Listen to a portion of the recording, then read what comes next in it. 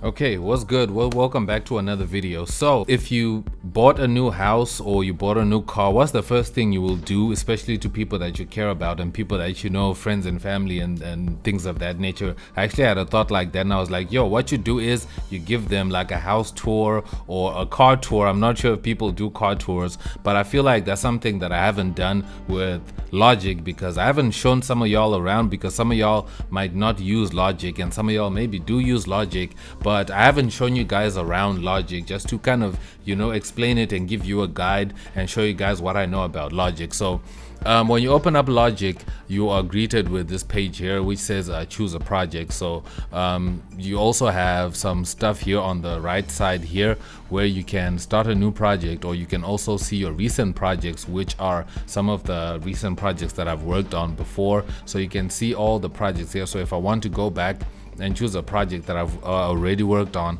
they are listed here. And then you also have live loops, tutorials, and demo projects, project templates, and then there's also my templates. So I think if I also create templates, I also find them there. Yeah, but if you're starting a new project, you just start a new project. So there's empty project and then there's live loops.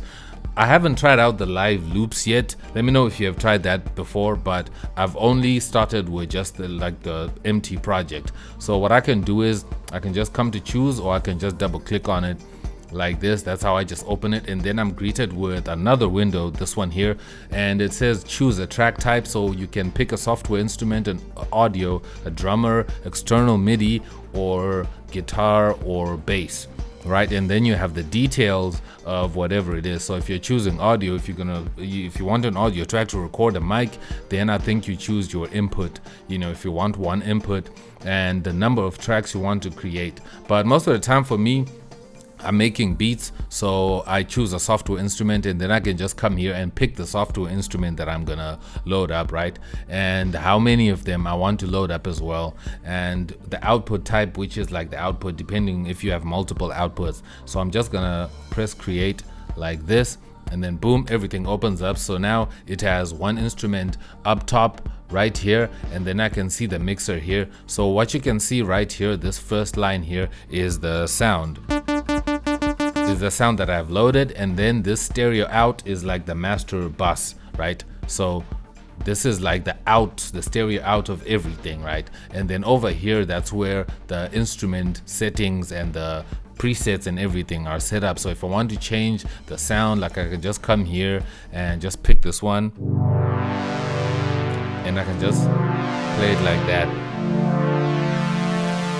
Simple. Or I can just come up here on this icon here, and then I can just open the plugin that I've loaded up like this, and that's it. But it's that simple. And then over here is the arrangement, and I love that it puts you straight into the arrangement section right here, where you just start to arrange your stuff. So if I come up here, that's where I see like all the controls. Like over here I can see how I open other things, like the mixer. Like here I can open the settings, like the macros of this plugin, and then over here I can open the mixer, like if I want to see the full mixer. And over here by the scissors I can open up the piano roll or close it. But you can also do that via the shortcuts on your keyboard if you want to as well. And then you have your transport, and then you also have your display, which you can also customize right here if you want to change them to beats and time. If you want to show time, you can also do that. So this is really helpful. And then you also have your metronome here and your count in timer, like if you want to count in. And then you have also it says this control is disabled because there's no audio track selector. So I think these turn on if you need the audio selected. So this is the solo, and this is if you want to replace. I haven't tried these yet. And then this is the master volume, and then over here that's where you open up your samples. So over here I can open up the samples. I can also open up the loops, because Apple does come with Apple loops. And then over here I can check out the everything that's in this track, like the project elements, I think. And then the events as well, I think, come over here. But yeah, so if I want to record something, I can just come back here and put it on Beats and Project. I can set my tempo, and then I can put on my metronome, and then I can just press record like this.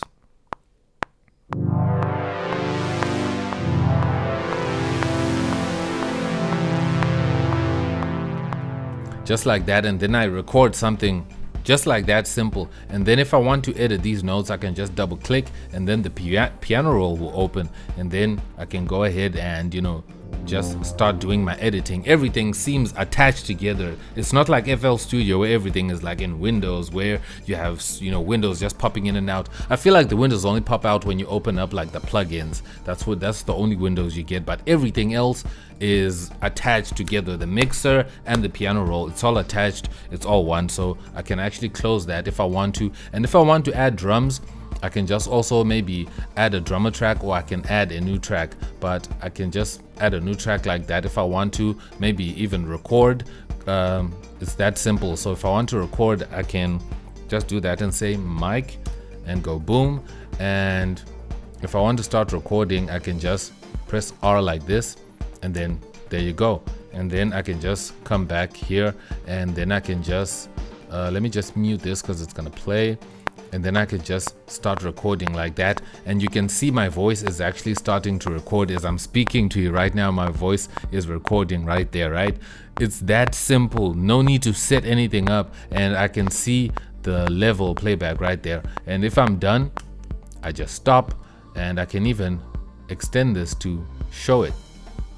And if I want to listen back at what I just recorded like that, and you can see my voice is actually starting to record as I'm speaking to you right now. My voice, I mean, is that super simple, right?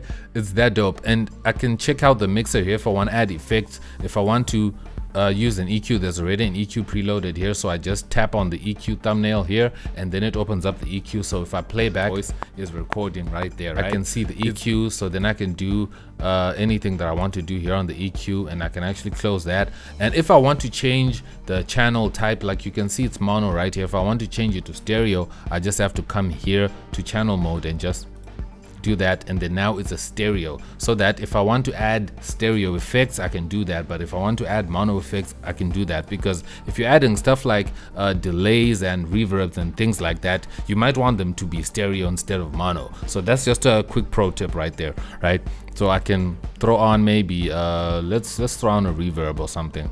I can throw on a chroma verb right here. This is an amazing reverb, by the way, like that. And you can see my voice is actually starting to record, and I can drop the wet down like this. Record as I'm speaking to you right now. My voice is recording. And if I want to add a compressor, I can just do this and come to dynamics, and I can drop in a compressor like that. There we have a compressor, and these compressors they sound amazing. And if I want to pick a preset, there are amazing presets, bro. Like I can pick maybe a fit vocal, and then it chooses something like that. And I can also just move it in order here because I want it before the reverb, so I can just move it up. There we go. So now my voice is being compressed like that, and you can see my voice is actually starting to record as I'm speaking to you right now. My voice is recording right there, right? There you go. And then I can start dropping my threshold. It's that simple. No need to set anything up, and I can see the level playback right there. The compressors in Logic sound mwah. Okay, so my GoPro just had an issue for no reason. Again, I need a new camera, fam. Y'all need to support the channel. I need to buy a new camera soon.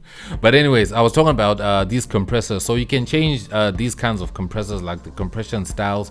You just switch like this, and they emulate real compressors, which are really hardware. And that's amazing, bro. Like you can literally just switch like this, depending on which kind of compressor you want. And I'm sure these kind of look similar to compressors, like real compressors you've seen, like the 1176s and everything. And then you just do that. And if you want to create drums, you can add a software instrument track like this, and then you can just throw on maybe if I come over here on this side on the mixer, I can actually replace this with an ultra beat like that, and then I can just start programming drums if I want to, right? And if I want to load in like some loops, I can just drop in loops like that, like this, and then a loop will be right there.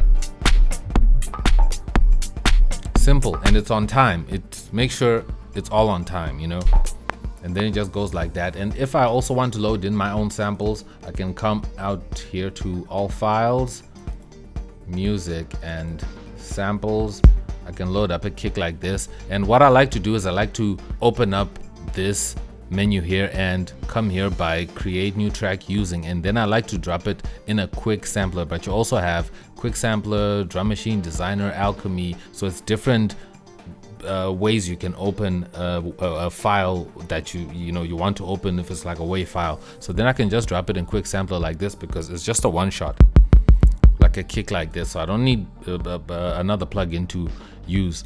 So then I can just come here, so I can either create a MIDI region like this and then I can add MIDI. But what's really cool that, okay, GoPro had an error again, but anyway, we'll continue. Anyway, I was showing you guys that what I also like to do is I like to create a pattern region, and then it's gonna open this step sequencer. So then I can just throw in my, step sequencing is like with FL Studio. Then it's almost like, I'm creating beats using the step sequencer in FL Studio, and just like that I can start creating my beats. But if you want to see me actually make music from scratch, you can check out my previous videos where I show you how to produce. But this was just a basic overview of Logic Pro and a basic guide. I know I missed out on a lot of things. There's menus here if you want to check out your settings and preferences, but what I love is that everything is preset for you nicely. It's just a quick and get to work kind of software. I really love it. I'm really happy with it. If you have any questions, drop them down below. If you want to support the channel, you can also hit the join button. You can also become a member. You can also check the links down below if you want to support. You can also drop a super thanks if you found this really helpful, if you found some tips that opened your mind to Logic Pro, because some of you guys might be thinking about Logic Pro and you don't know about it. So this was just a quick guide of me showing you around the software. I'm really enjoying it. It's really amazing. And don't ask me to compare it to other softwares because, to each their own, but I'm really enjoying it. But thank you so much for watching. I'll see you in my next video. I hope to see you down below in the comments and in these next videos that are on screen right now. I'm X and I'm out. Peace.